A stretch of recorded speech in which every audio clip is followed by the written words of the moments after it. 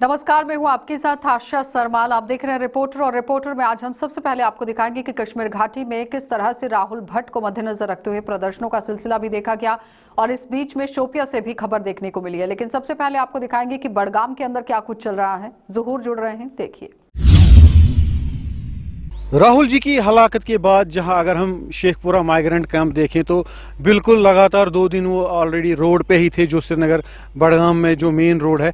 लेकिन उसके बाद वो अंदर आए और उन्होंने वहां पर अंदर माइग्रेंट कॉलोनी में ही टेंट लगाया और वहां पर प्रदर्शन किए, जैसे आपने कल भी देखा। कल भी उन्होंने बहुत प्रदर्शन किए। तो आज जो देवेंद्र राणा है वो जम्मू से कश्मीर आए थे, लेफ्टिनेंट गवर्नर को मिले, और उन्होंने वहां पर उनको आश्वासन दिया कि 10 दिन के अंदर मैं माइग्रेंट कैंप खुद आऊँगा और जो भी PM पैकेज के मसाइल हैं इनमें वो भी मैं पूरा करूँगा। और देवेंद्र जी का ये भी कहना था कि वो खुद जो कश्मीरी माइग्रेंट जम्मू में है उन्होंने वो ड्राफ्ट बनाया है और वो ड्राफ्ट मैंने LG को सौंपा है और इसमें 10 दिन के अंदर कार्रवाई होगी।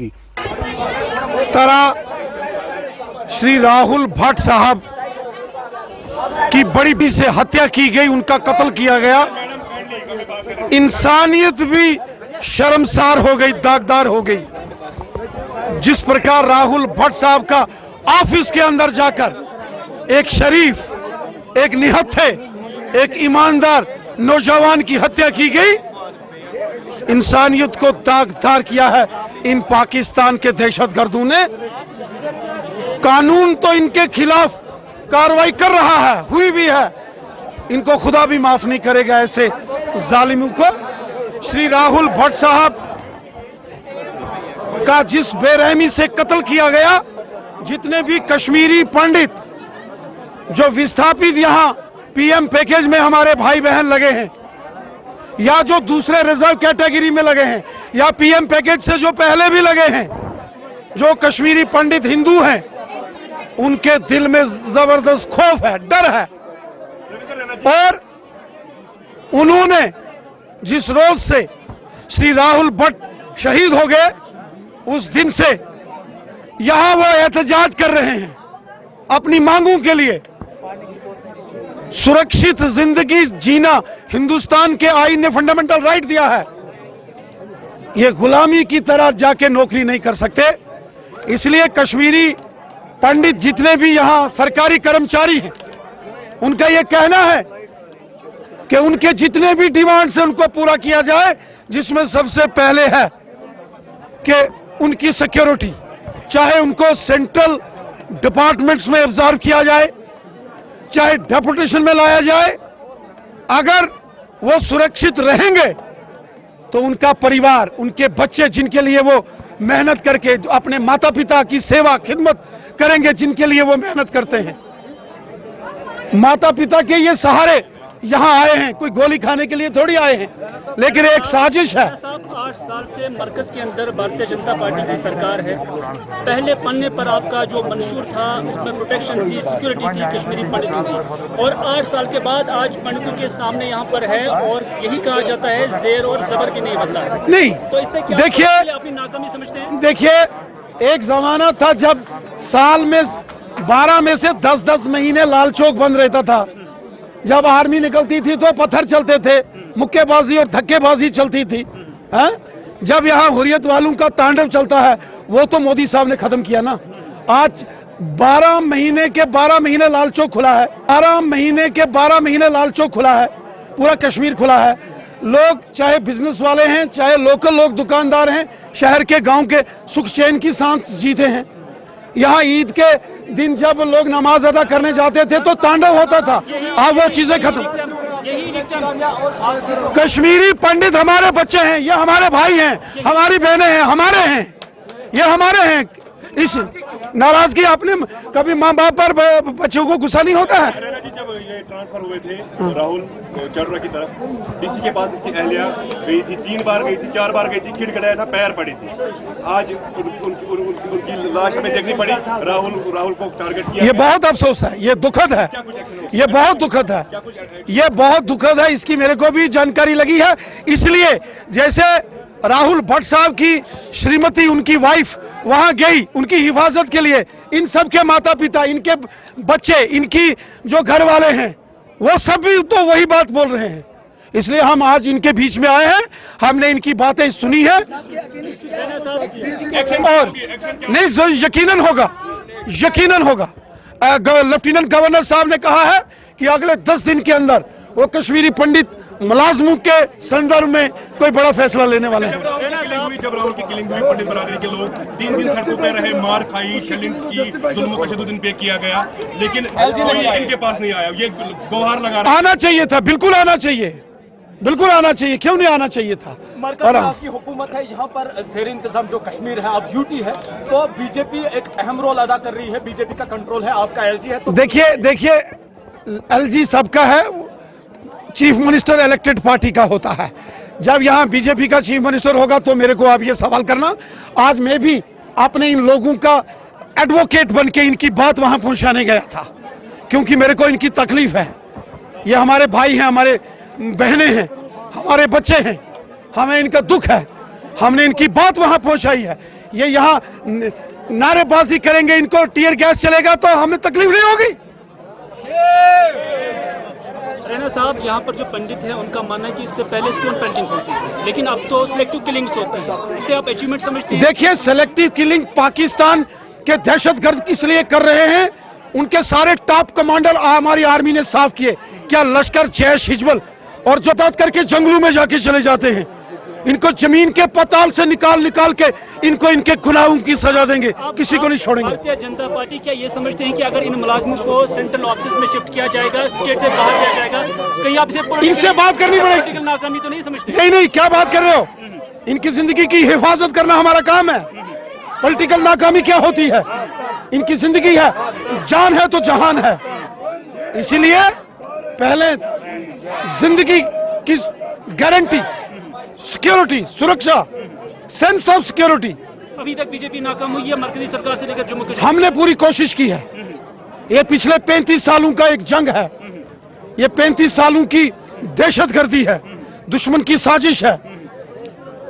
इसको भी नहीं छोड़, इसका भी सफाया करेंगे। सवाल पूछना चाहूंगा, आज तक बीजेपी को रिप्रेजेंटेटिव कहा जाता था कश्मीरी पंडितों का, लेकिन आज कश्मीरी पंडितों का जो डेलीगेशन है वो बीजेपी को नहीं बल्कि पीएचडी को रिप्रेजेंट करने के लिए बोल रहे हैं। इससे आप किस नजर से देखते हैं? यहाँ पीएचडी आज के डेट में कश्मीरी पंडितों की नुमाइंदगी करने के लिए गवर्नर साहब से मिले हैं। देखिए, हम मिले हैं, बीजेपी मिली है। पहले राहुल भट्ट साहब का अंतिम संस्कार में कोई आपको नजर आया? वहाँ यहाँ कोई आके बैठे नजर आया? कोई कश्मीरी पंडितों की जानिब से पीएचडी को रिप्रेजेंट करने के लिए बोलना आप इसे किस नजर से देखते हैं?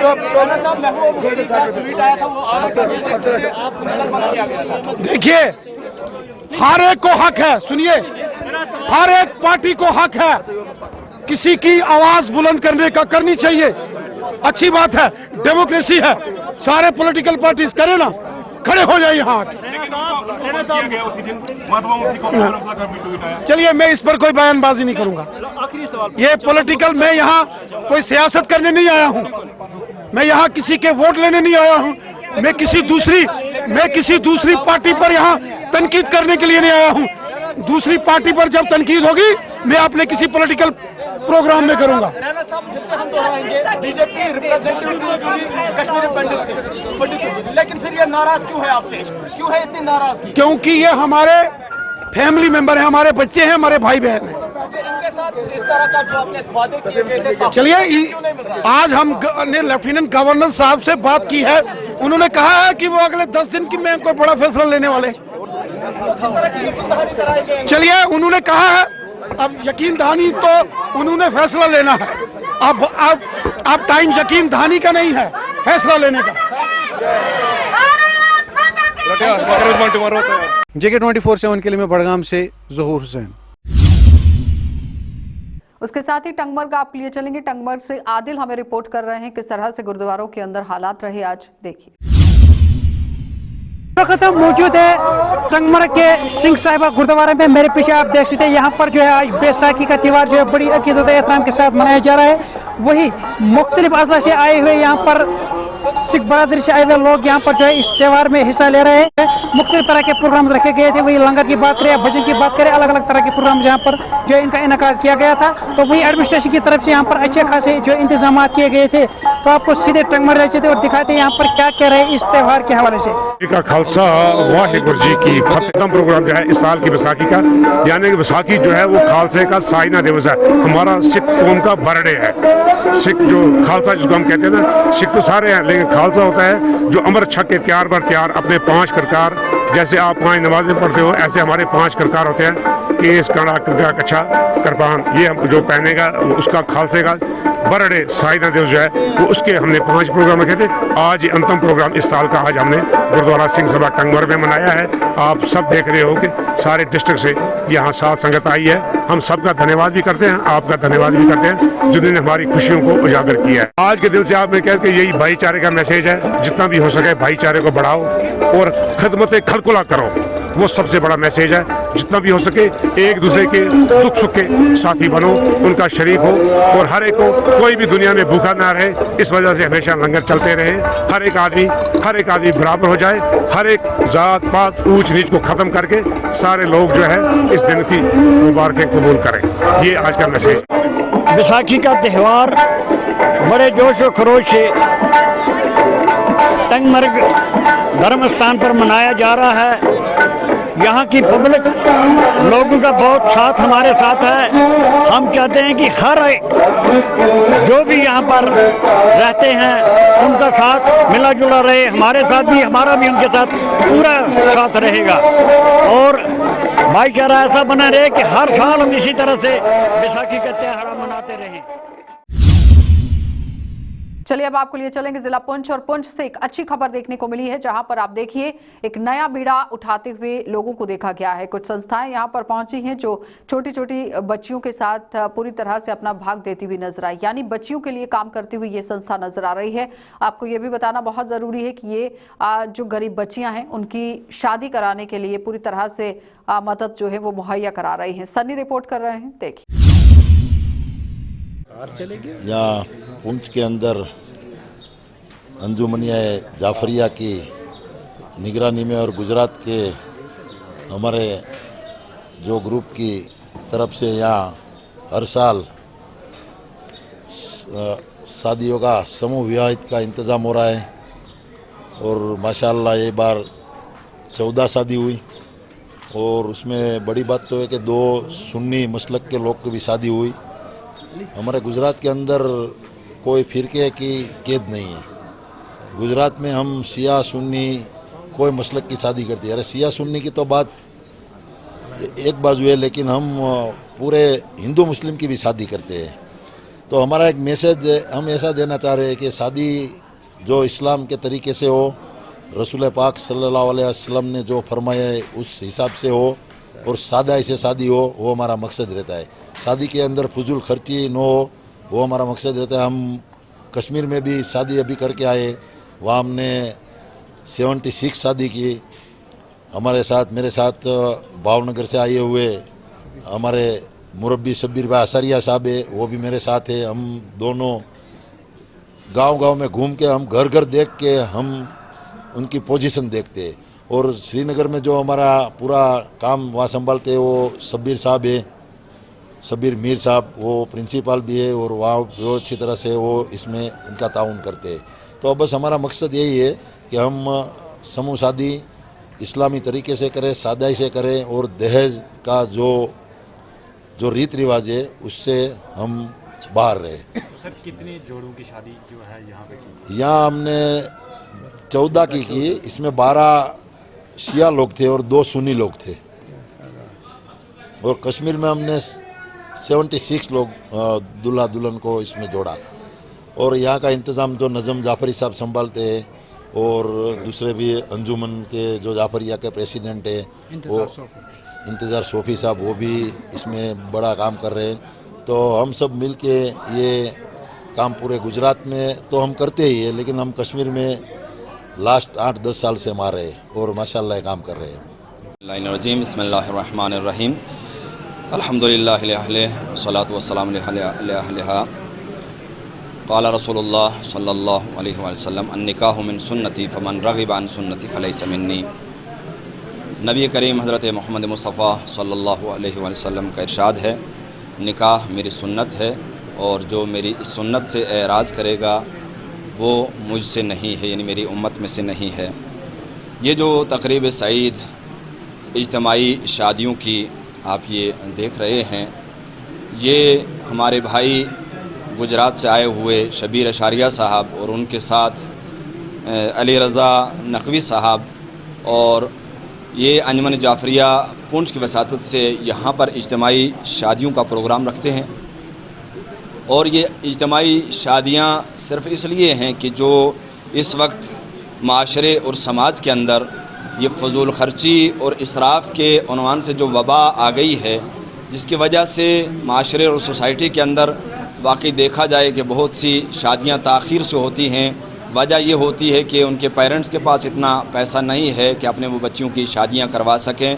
इसलिए इज्तिमाई शादियाँ रख कर के ये दुनिया वालों को ये मैसेज दिया जा रहा है कि जैसे कि इस्लाम ने, कुरान पाक ने, अल्लाह ने और अल्लाह की तरफ से आए हुए नबी हज़रत मोहम्मद मुस्तफ़ा सल्लल्लाहु अलैहि वसल्लम ने इस शादी के ख़ास कर इस प्रोग्राम को इंतहाई इख्तिसार और सादगी के साथ अंजाम देने का हुक्म दिया था।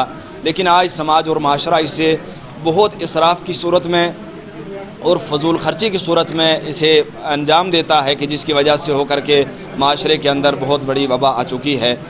हम ये चाहते हैं कि ये शादियाँ इंतहाई इख्तिसार के साथ हों। ये सिर्फ़ जो है फ़कीर और गरीब लोगों के लिए नहीं है, बल्कि इसमें अमीर तबका भी शमूलियत हासिल कर सकता है। और किसी एक फ़िरके से के लिए भी नहीं है कि सिर्फ़ अहले तशय्युई हज़रात के लिए हम यहाँ पर रखते हैं, शिया हज़रात के लिए नहीं, बल्कि इसमें हमारे बरादरान अहले सुन्नत भी तशरीफ़ फरमा होते हैं।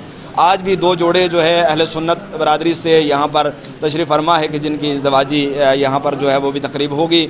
और ये मैसेज यहाँ तक नहीं कि सिर्फ मुसलमानों, बल्कि हम ये चाहते हैं कि दीगर बरादरियाँ भी जो है अहले यानी हिंदू अफराद भी आ सकते हैं, इसमें हिंदू मसलक वाले, मज़हब वाले भी आ सकते हैं, दीन वाले भी आ सकते हैं, और भी जिससे दीगर अफराद भी जो है इसमें शमूलियत कर सकते हैं, ताकि हमारे समाज के अंदर से जो एक दूसरे से दूरी है वो ख़त्म हो जाए और ये जो शादी का मामला है ये इंतहाई मुख्तसर हो, ताकि हर इंसान इस वाजिब को जो अपनी गर्दन के ऊपर आसानी के साथ अंजाम दे सके।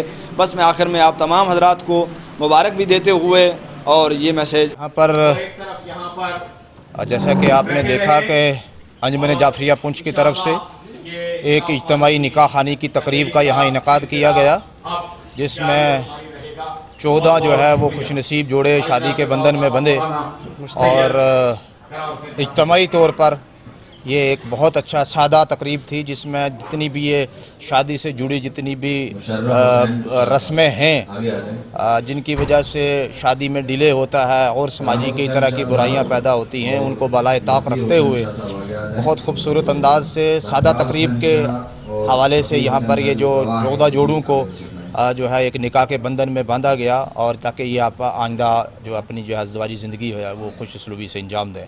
मैं मुंतज़मीन अंजुमन जाफरिया को मुबारकबाद पेश करता हूँ और उम्मीद करता हूँ कि आइंदा भी वो इस तरह की तकरीबात का इनेकाद करते रहेंगे, ताकि ये इस तरह की और जो ये मैसेज है ये समाज में नीचे तक जाए और सब लोग सादा तरीके से शादी करने की तरफ आमादा।